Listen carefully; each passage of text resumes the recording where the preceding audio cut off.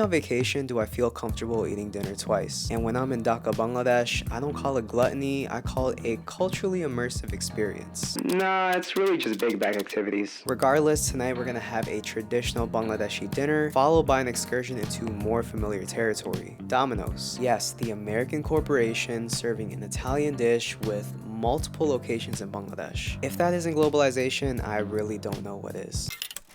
In the last episode, you saw me get fresh groceries from a street market. Now it's time for my auntie to show you what people actually eat at home in Dhaka. Alright, let's start by washing off our paat shaak or jute leaves. It's the edible part of the jute plant, which is used to create fiber for string or rope, and also happens to be one of Bangladesh's biggest exports. And of course, we're going to be having a bhuna or curry of some kind. This starts with onions, garlic, and ginger being sauteed with the holy trinity of Bangladeshi spices: cumin, turmeric, and red chili powder. So as the water evaporates and the oil begins to separate, the mixture reaches its peak flavor, also known as the bhun and bhuna. For us, that means the flavor is stronger and the fish is ready to go in. The same process follows for the chicken bhuna as well. Speaking of protein, on the menu tonight is the bangash fish, a popular freshwater catfish that's held in high regard by Bangladeshi fish connoisseurs who make up what feels like the entirety of this country's population. But there's an unsung hero here that we gotta highlight. The deshi piyaz is a smaller variety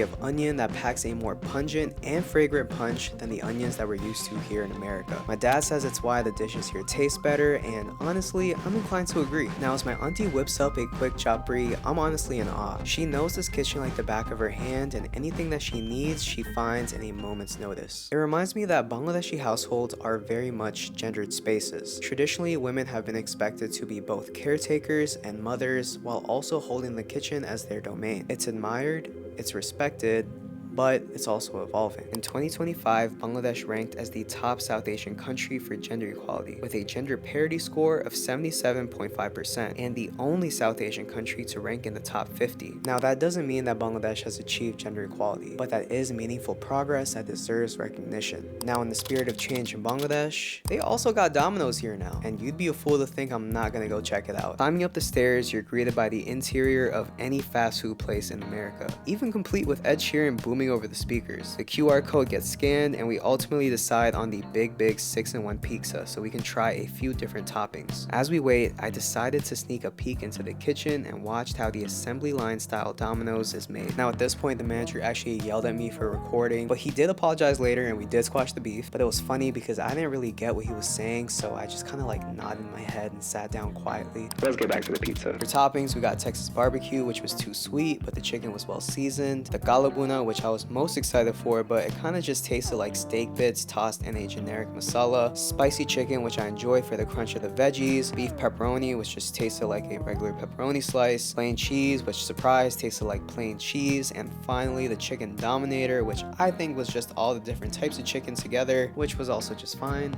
Overall, the pizza was cool, nothing crazy, but what I found more interesting was who was actually eating here. Well-to-do young people and a few families. A snapshot into another changing facet of Bangladesh, the growing middle class. By 2030, the middle to affluent class is expected to grow to more than 34 million Bangladeshis, or about 15% of the population. But what does that really mean? Simply put, more money in the hands of more people, resulting in more people looking for more ways to spend that money. And boom, now you can eat Domino's in the middle of Dhaka. Now let me be honest, as someone who grew up in the States, I really am fatigued by the greed of corporate America. But I do have to set that aside for a second, because for many Bangladeshis, having American franchises open here is both a marker of progress and a point of pride. So at least for tonight, this jaded American will enjoy his corporate comfort food and let Ed Sheeran be the soundtrack to his homesickness.